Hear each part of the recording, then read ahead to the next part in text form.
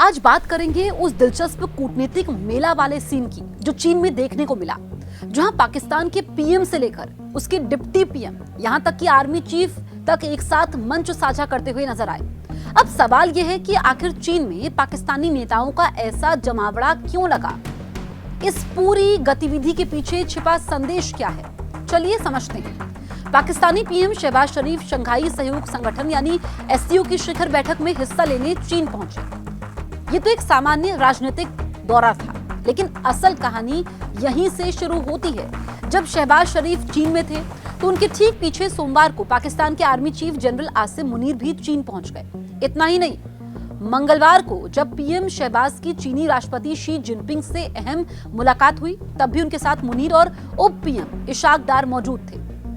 मतलब एक ही तस्वीर में पाकिस्तान की सिविल सरकार और मिलिट्री लीडरशिप साथ नजर आई। और ये वही पाकिस्तान है जहां लंबे समय से माना जाता है कि असली ताकत सेना के पास होती है। बीजिंग में आयोजित इस बैठक और परेड के समय पाकिस्तान ने साफ दिखा दिया कि वो अपनी दोस्ती को सिर्फ कूटनीति तक सीमित नहीं रखना चाहता, बल्कि रणनीतिक साझेदारी को नए स्तर पर ले जाना चाहता है। शहबाज शरीफ ने शी जिनपिंग की खुलकर तारीफ की। बेल्ट एंड रोड इनिशिएटिव यानी बीआरआई और उसका हिस्सा सीपैक, जिसके तहत पाकिस्तान में भारी निवेश हुआ है, इनकी जमकर सराहना की। उन्होंने इसे चीन पाकिस्तान की अटूट दोस्ती और आयरन ब्रदरहुड का प्रतीक बताया।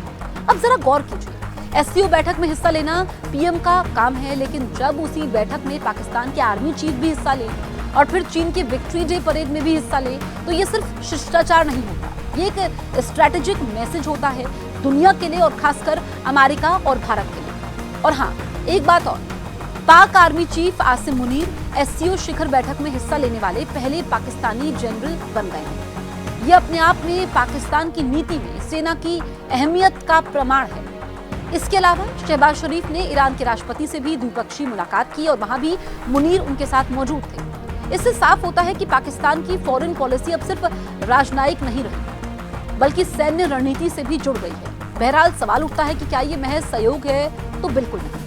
दरअसल एससीओ की पृष्ठभूमि में victory day parade, Kim Jong Un और व्लादिमीर पुतिन जैसे नेताओं की मौजूदगी और पाकिस्तान की तीनों शक्तियों का एक साथ बीजिंग में होना, ये सब मिलकर दिखाते हैं कि चीन, रूस, ईरान और अब पाकिस्तान एक नया ध्रुव बनाते दिखाई दे रहे हैं और भारत इसमें अभी दूरी बनाए हुए है। तो कुल मिलाकर ये दौरा एक सामरिक, राजनीतिक और कूटनीतिक पावर शो था, जिसमें पाकिस्तान ने चीन के सामने अपनी एकजुटता भी दिखाई और दुनिया को ये भी संकेत दिया कि वो क्षेत्रीय रणनीति में एक सक्रिय साझेदार बना रहना चाहता है, सेना के साथ, सरकार के साथ।